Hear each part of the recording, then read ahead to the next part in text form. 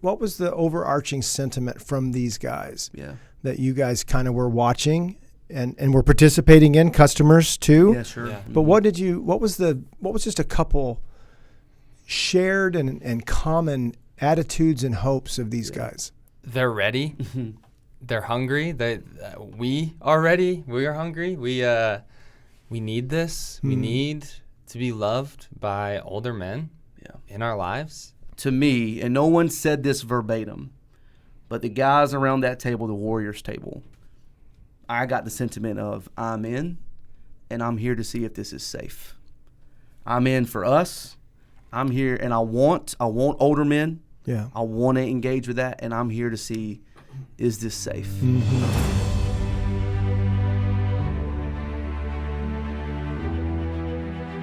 With God, there is always more. More love, more life, more freedom. Welcome to Zoe's Exploring More with Michael Thompson. C.S. Lewis once wrote, "Our Heavenly Father has provided many delightful ends for us along our journey, but He takes great care to see that we do not mistake any of them for home." Join me and the team as we explore the kingdom together, discovering the deep truths and offering encouragement for the journey. There is always more. Welcome, friends and allies, to the Exploring More podcast. Michael Thompson hanging out with Caleb.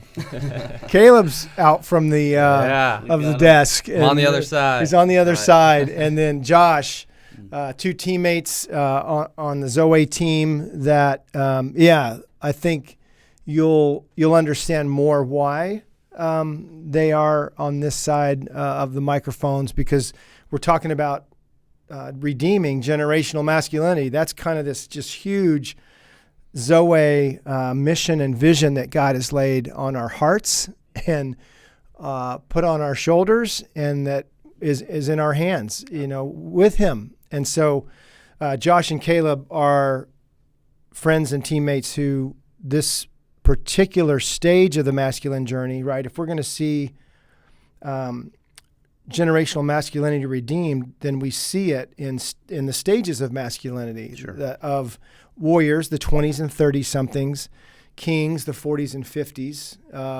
touching 60s, and then the elder sages, right, who are the 60s on. So just an opening thought, man. Warriors, come on. Yeah. Yeah. I mean, we're excited about this. Yeah, sure. Redeeming generational masculinity, it's huge for us. I mean, if we can get older men around us and in our corner, and we can get some things right now, I think what might it look like? It changes the trajectory of masculinity and of the world. Yeah. And of the world. Josh? Yeah. Right on cue with you, man. I think that the challenge and yet the opportunity is to talk about what is against this, and really why so many of us kind of stumble into this message is interaction with older men probably hasn't gone well. So let's talk about that, and let's talk about how to recover that and redeem that, because it is vital, right? Yeah. It is vital, yeah. for sure. So this is really kind of King Me, from the book King Me, conversations, and particularly we're just focusing on the warrior stage, but in light of this big mission of redeeming generational masculinity. So looking forward to this conversation in a few minutes. We'll be right back to jump back in with my friends Josh and Caleb. See you in a minute. What if older men could see that retirement isn't the end, but actually now I can get some of that other stuff out of the way. Amen. And take on a mission. That's why I think the Elder Sage Initiative is a significant answer to start. Yeah, to seeing masculinity recovered, restored. You're talking about generational problems. We're going to try to bring some generational encouragement and solutions and answers to this idea. So we're going to trust God to raise up elder sages who we believe, right? You've heard the old saying, when the student is ready, the teacher appears. But in the Elder Sage Initiative, we look at the other side of the coin and say, when the teachers are ready, we believe the students are going to appear.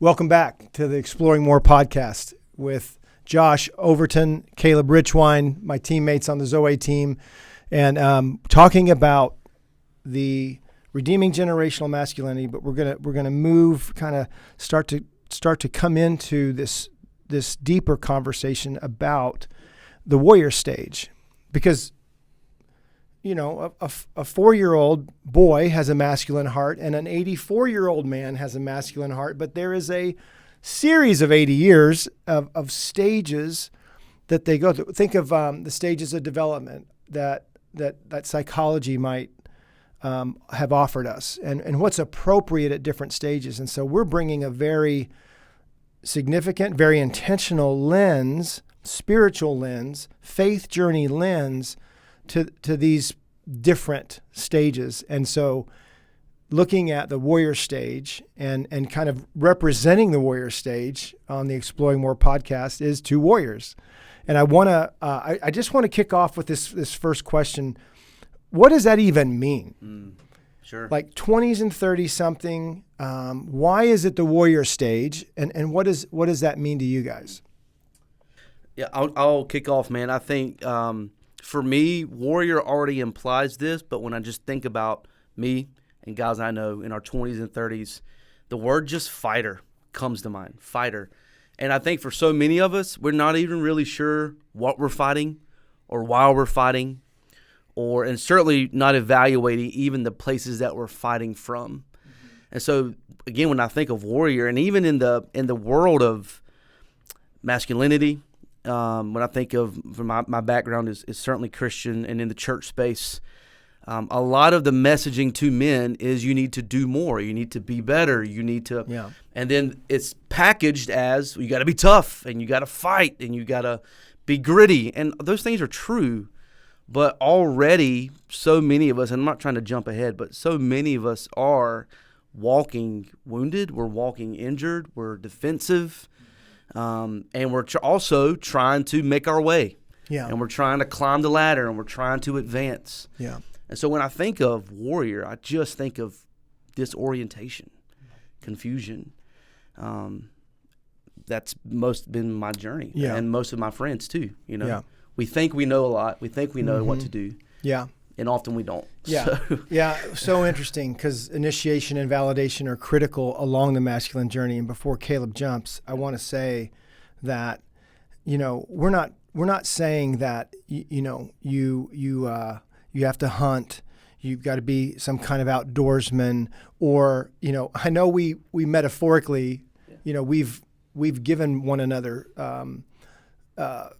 swords or even, I think of SJ's shield story. I mean, they're symbolic. Sure. There's these symbols of a warrior, and I do believe, when we just produced the Warrior King, the Warrior King, YouVersion, talking about Jesus as a warrior, someone who would fight for the hearts of others. Sure. Right. Sure. So when we're talking about warrior, it's so many intricacies to talk about what it isn't and what it means. But I want to say, Josh, to affirm that idea that there is a reality in this stage, late teens, if you get that far, early 20s and 30s, where you're a father of 3, married, and you're in a warrior stage. Yeah. Caleb, you're in the warrior stage, and as a single man, and so how can that be? How can you both be in this stage? But the point is less about who's with you. Yeah. That's important, but it's more about who you are, and do you know what you're fighting for? Do you understand that there's evil in the world? Right. And I'm not talking about Republicans and Democrat. I'm not talking about some of the systems, though some of those systems can in and of themselves be evil. Sure. We're talking about there being a darkness that is at work against the hearts of men and women. And if you don't know who the enemy is, and you think it's other people or some of the systems that are in place in culture, which again, there are agents working those spaces. I just do not get carried off in that space too much, but I look at Jesus and see how he spoke for the oppressed in the first century, how he continues to come for the weak, the heavy burdened, the hurting, and so he's tender when it comes to the hearts of those oppressed, but he's fierce against the Pharisees. The Chosen has shown us a side of Jesus that I think, innately go, he doesn't take any crap. I love this. Yeah. Right. And then he's walking on the road with his friends, and they're laughing, and then it turns serious about how important this mission that they're on is. So this is just a part of a man's heart, but it's significantly a part of a man's journey. So the linear timeline is there, but also there's this part that we see, we see masculine hearts for or 84, it's expressed. Yeah. It's expressed in a 5-year-old doesn't want his stuff taken away from him by his brother or sister. There, even there's a sense of, wait a minute, that's mine. Now I get it. At 5, it's mine. It's mine. But what does it look like, Caleb? When you think about this category, this stage of a warrior, how does it land to you? What does it mean to be one? I think kind of going off of what Josh said earlier, it's a bit of coming into this orientation and realizing that you're in this battle for the first time, and you are finding out, man, this is weighty and this is hard, and learning how to live in that space. And also realizing and learning that there is more with Jesus in this space whenever you realize you're in the battle, whenever you realize and you're awakened to all of that, that there's more color and purpose in life in that whenever you can enter into those things the right way. Yeah. And so I think that's a big stage for me of what entering into the warrior stage has looked like is, okay, here I am. There's a lot more going on than what I thought. And all right, how am I going to react to that? How am I going to live in that space? And just answering the questions for how do I discern between good and evil? How do I bring who I am for good? That's good. So for both of you, again, another question. So you're touching on the larger story. Yeah. And so this is a stage when the larger story should come more clear. Yeah. It should be shared with not that you can't discover it later, but to discover it in your 50s means you've gone 30 some years unaware or naive. So I know from Search and Rescue, you taught a lot of the map to youth when you were in the youth ministry spaces, Josh. And then I think of both of you as athletes and coming into places of self-discipline and responsibility. I mean, we still like to play. Yeah. We did those go-karts for your birthday. Yeah. All right. And it got pretty competitive. It did. That's why you wear helmets on the go. I think I beat you. I think you did. I think a lot of people beat. I wanted to blame it on my car, but there was too many races that I was in different cars and still coming in 6th and 7th place. Anyway, but that I think you're touching on something I want to bring out a little more in the larger story, and how is that significant to the warrior's awakening or a man's awakening to that part of his heart? Because you can awaken to the warrior later in your masculine journey, but it's more appropriate to have it happen in your late teens, 20s, and 30s. Yeah, and I was thinking this as you were talking. I'll steal this from your elder sage, Jimmy Mack. I've heard him use this example a lot lately. He talks about a fish being in water and how a fish just is born in water, it swims in water, it lives in water. And it's like someone walking up or swimming up to the fish saying, hey, how's the water? And then all of a sudden, water? What do you mean water? This is how I live. Well, actually, no. And then you have this awakening to what's around you. And so I think of that, and then a more personal example more recently is I've had a chance to step into coaching middle school baseball, which has been a blast. I played baseball. I love it. Watch it on TV. Go Sox. My kids play. But it's different. I'm not a fan watching my player. I'm not a fan watching my team Now all of a sudden I'm standing on the field and I have to see more than just my role in it. I have to see more than just, as a fan, what I might be looking for entertainment. Yeah. Now I have to see strategy. Yeah. Now I have to see, okay, when the balls hit here, okay, we're advanced now. You're never just standing watching. Everybody's moving. And I'm having to learn this as now, like me personally. How can I coach it if I can't see it? So what do I need to do to be able to see the field? And so, man, as I just think about this warrior stage, I think a lot of us enter into it with, these are all good things, to finish college, to enter into a relationship, to get married, to be engaged, parent your kid, do your job. Those are good things. But to your point, Michael, you can live 20 to 30 years checking those boxes and be equivalent to the fish who's just swimming in the ocean. Yeah. And then all of a sudden, what do you mean water? Yeah. What are you talking about? You know? Makes me think of all the years that I was functioning as a husband, as a dad, in my 30s. And yet, if I'm honest, my naivety to the larger story had me in a POW, literally in a POW status, meaning the enemy could just do whatever and whenever he wanted. I was so easily provoked. I think of Proverbs 4:23. I didn't know how to guard my heart. I could guard the basket in basketball. I could guard my man. But to guard my heart out, that was to your you go to bed every night, locking the door, protecting your home, but not but totally oblivious to. So the whispers of the enemy, to even know there is an enemy, to know I've been subject to him even in my boyhood.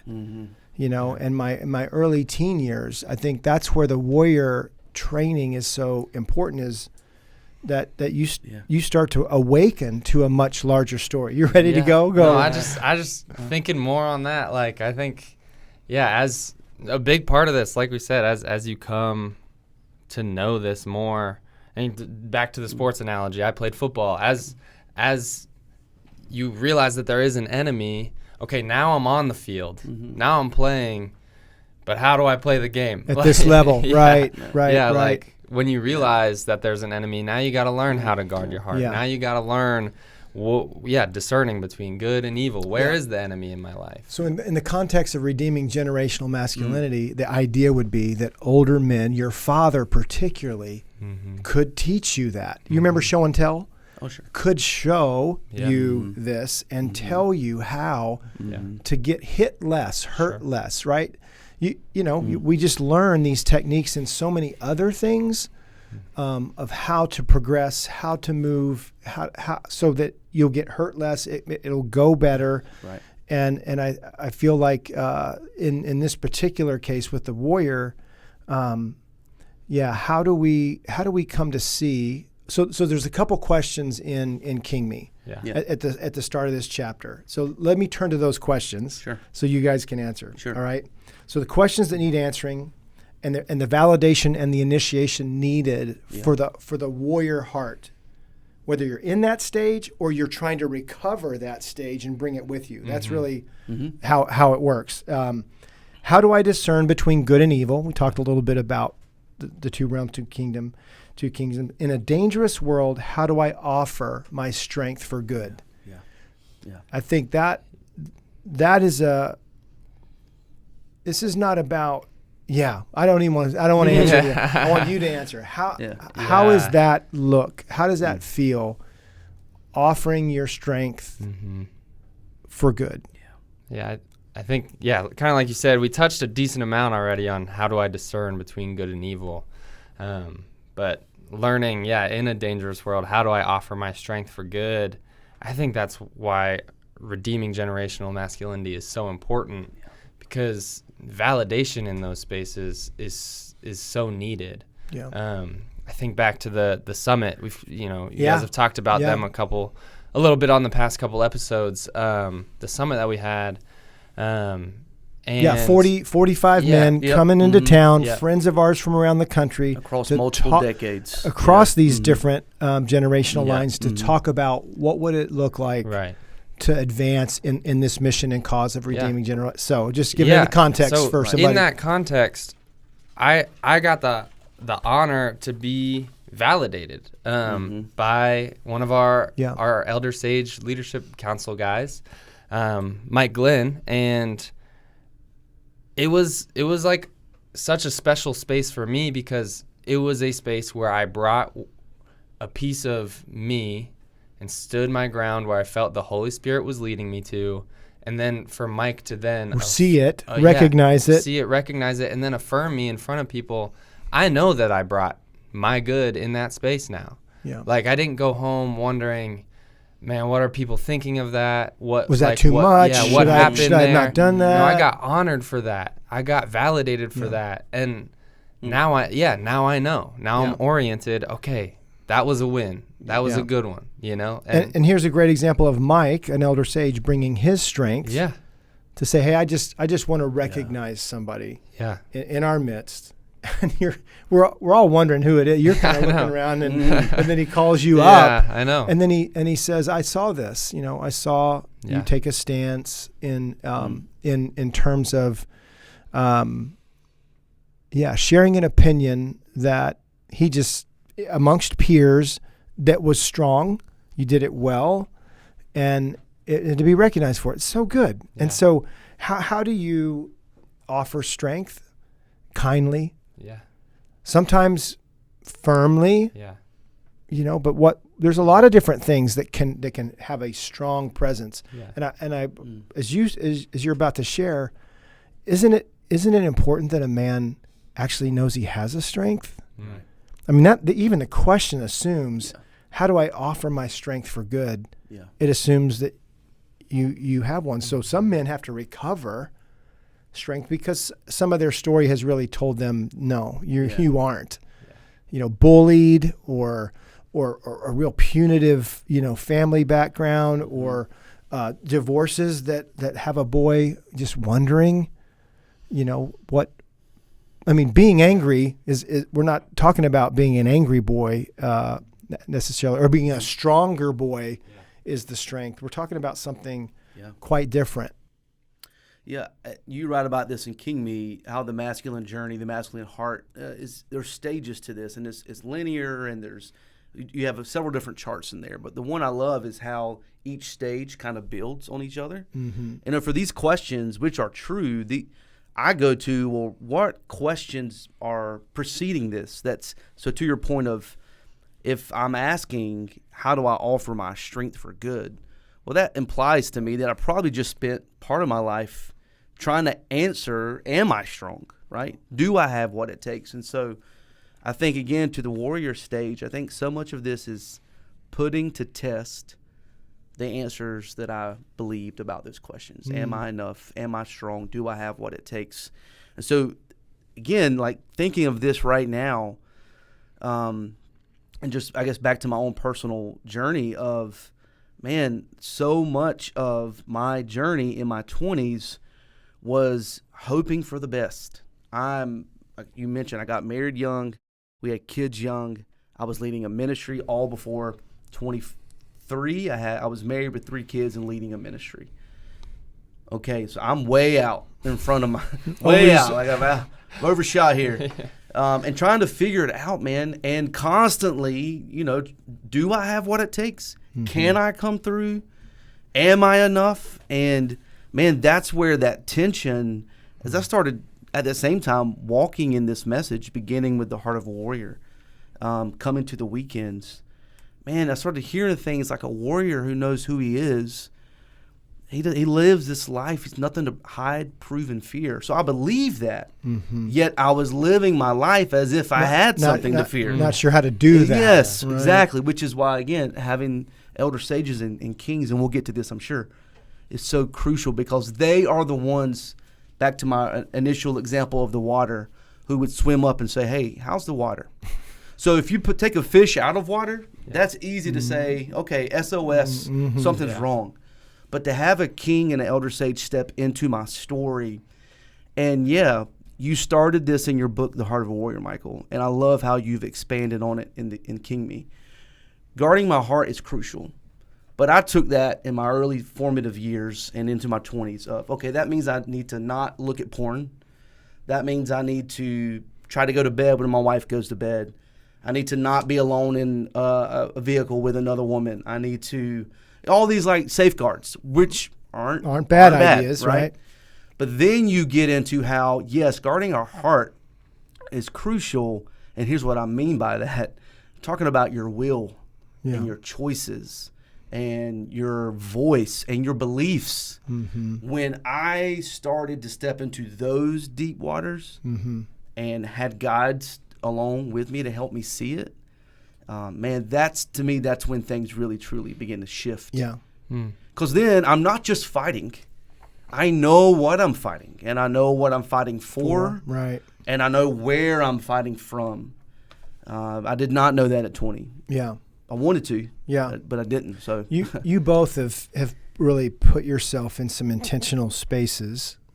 I mean, yes, the weekend conference is an important place to orientation, to training. Yeah. I think of some spaces where, if you're going to go in and compete at high levels, it's just different than, like you said, at baseball and little league. Right. They're teaching them how to move, but man, as you advance and the competition advances, the opponent is advancing.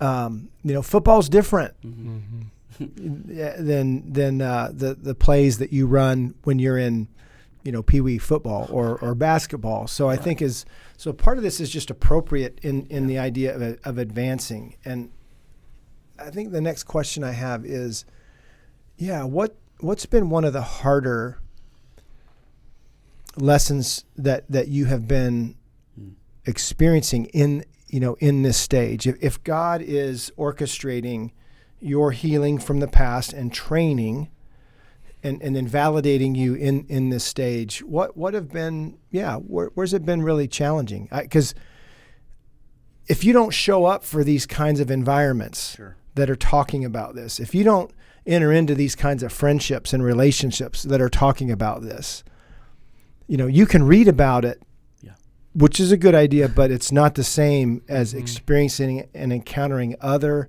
masculine hearts who can walk with you and you can walk with them. So where has this been, what's been challenging in the warrior stage? What's been hard, difficult? Yeah. When I got to college, my freshman year was a really, really hard year for me. Seasonal depression has been a piece of my story. Experienced it through high school. Didn't really have words for it then. Really experienced it my freshman year. And what I experienced in that space was that I'm in this alone and no one can know that I'm not doing good. Wow.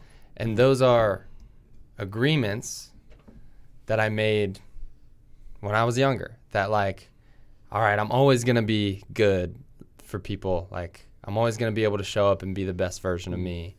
And no one can know that I'm going through things. And so literally kind of hiding your struggle. 100%. Oh, wow. Yeah.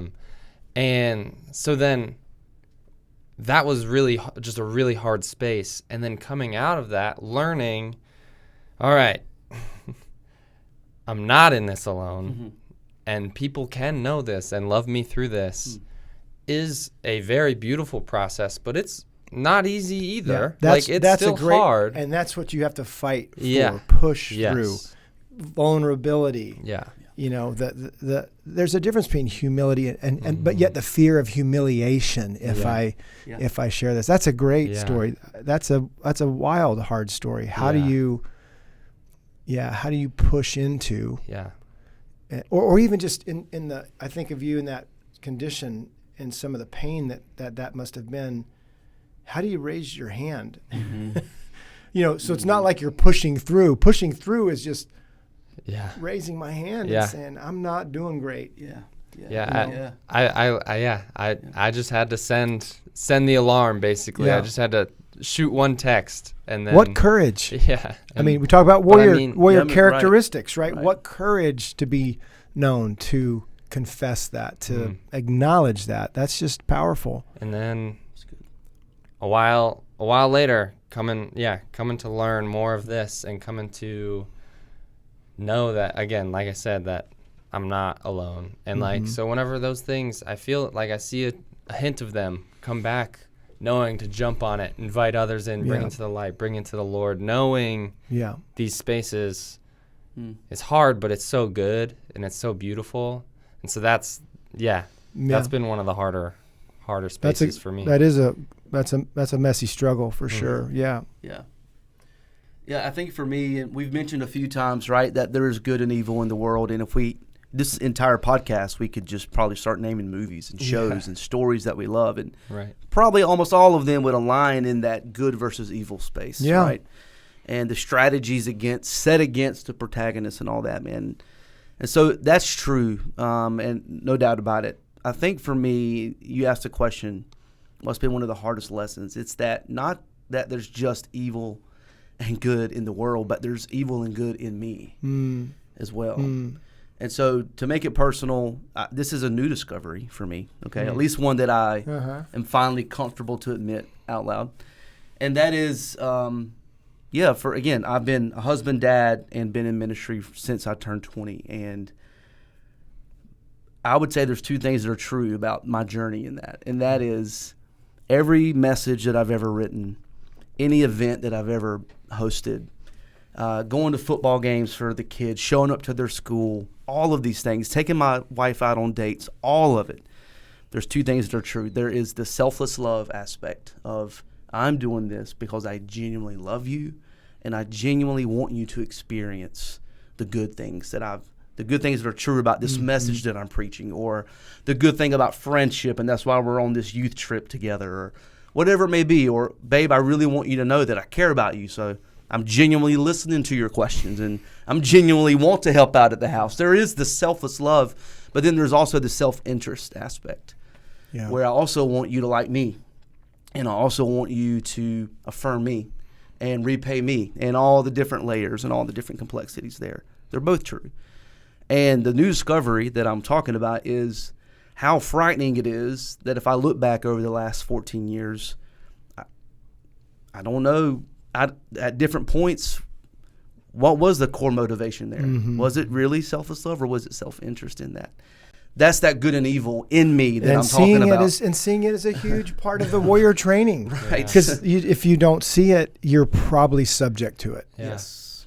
The negative. Right. The at least that's been my experience, and I got some amens across the table. But that's tricky. Yeah. That's good, Josh. So, as we got to land here in a minute, but what else? What's on your hearts to share? Like I think of the, masculinity is bestowed, and to have teachers or elders or a good king. I mean, to embrace and even look at you and see you as younger men and go, I want to tell them something, because we've probably all had enough lectures at this point, but I want to be with them, and I want to invite them to be with me, and that starts to strike a nerve in masculine hearts where I think we're still discovering how powerful brotherhood is. Yes.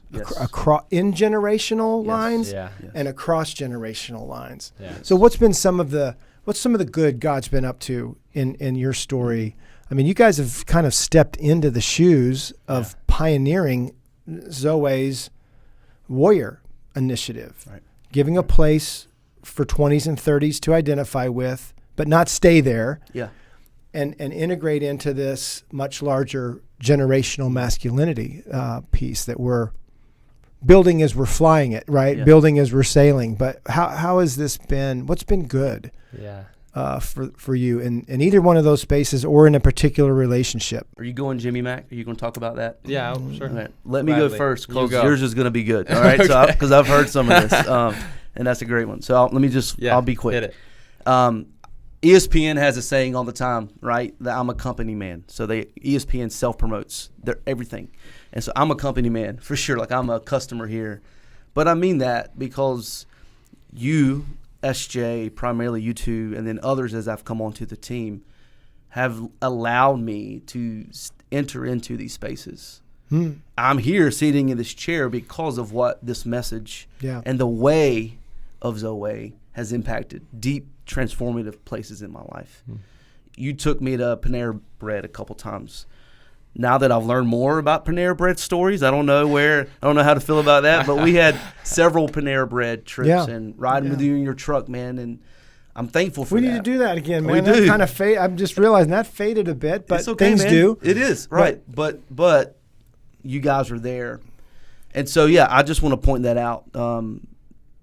Big brothers, fathering moments at times, coach moment at times, friend. You guys have worn multiple hats in my life. And so I'll point that out. Secondly, I want to point out fellow warriors, which I think is important as we step into this warrior initiative.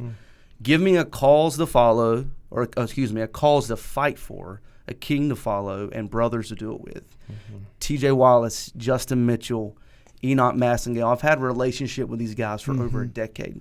Our families grew up together. Our kids play with one another.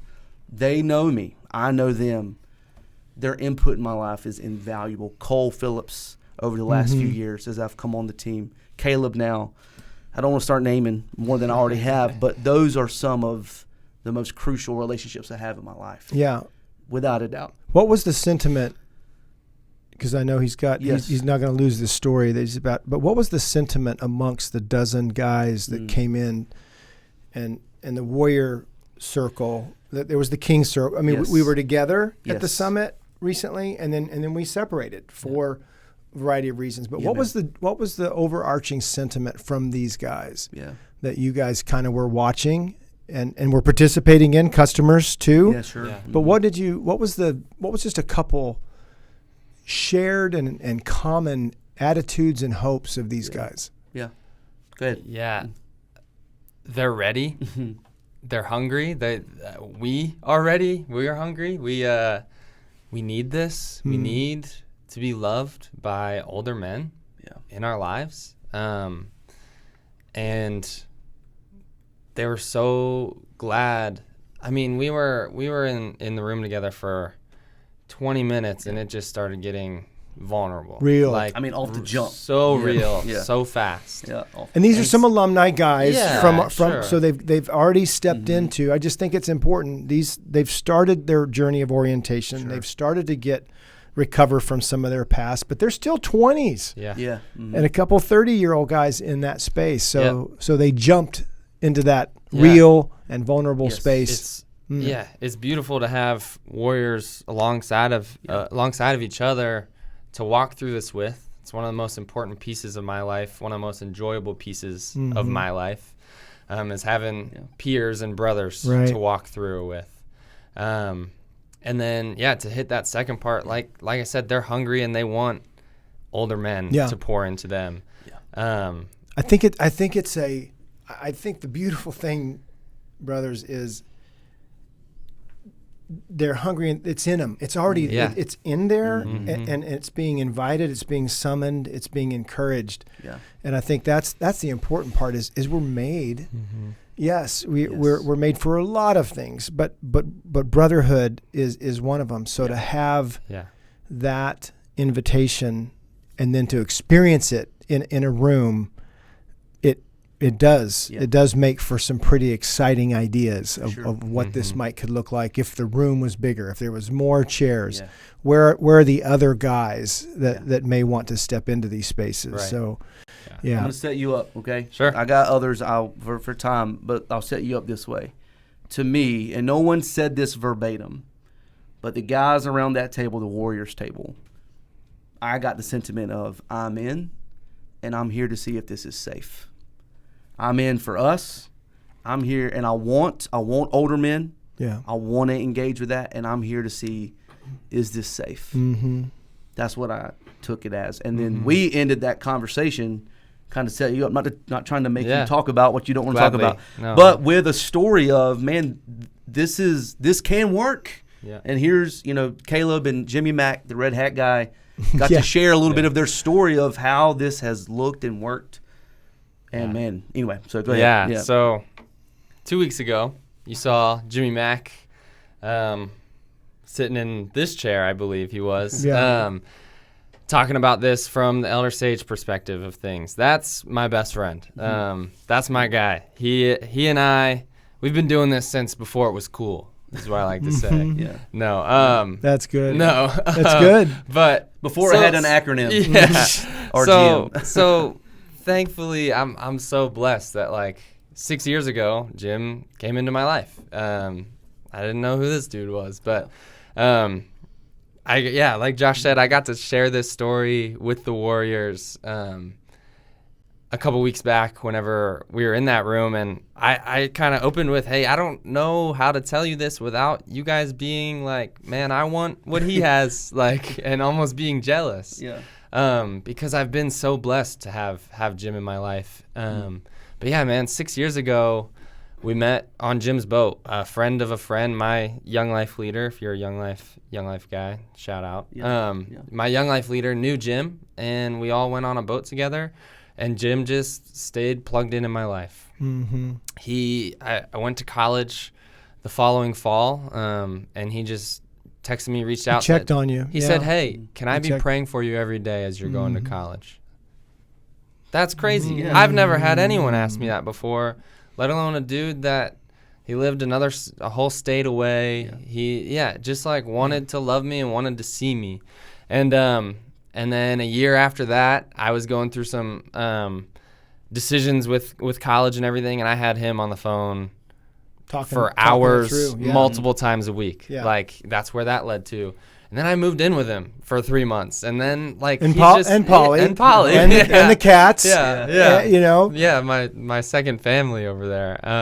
But yeah, just I cannot explain the impact that just being loved. Like, I've learned so much from Jim. I've spent enormous amounts of time with Jim, but just being loved and being heard by Jim, I have.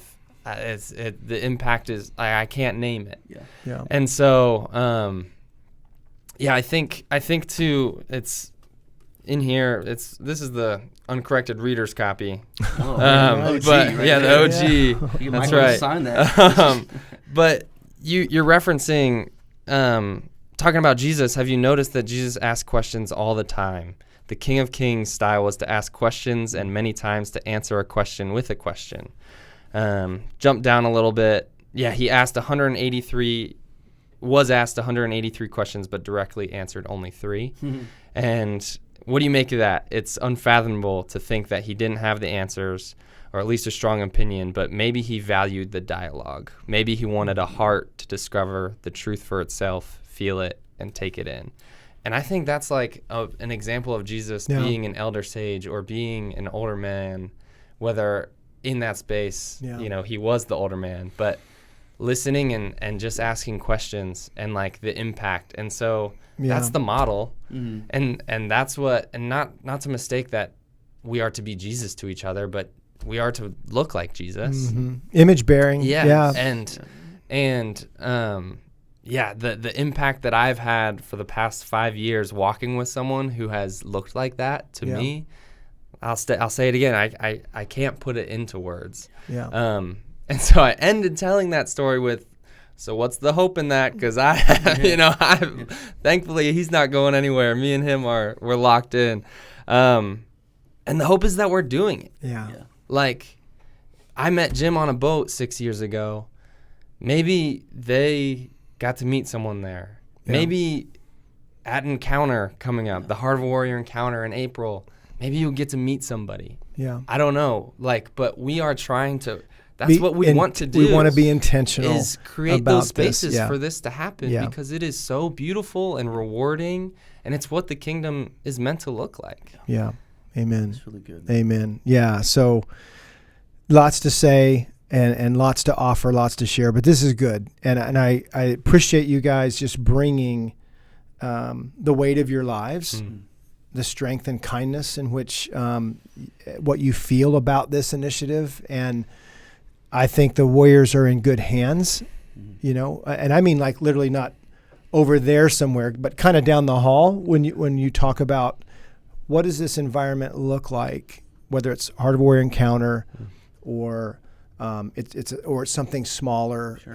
What in just friendship? What does this look like? And yeah, a lot of older men didn't get this stage well, so they're trying to recover from what they did get, Right. so that they can be better men for the younger men. So anyway, very exciting days ahead, and just giving some color and clarity to this. I appreciate you guys bringing your stories and bringing you, and I'm hopeful that we'll see more. So if you're watching or if you're listening, invite you to go to zoe.org and /encounter.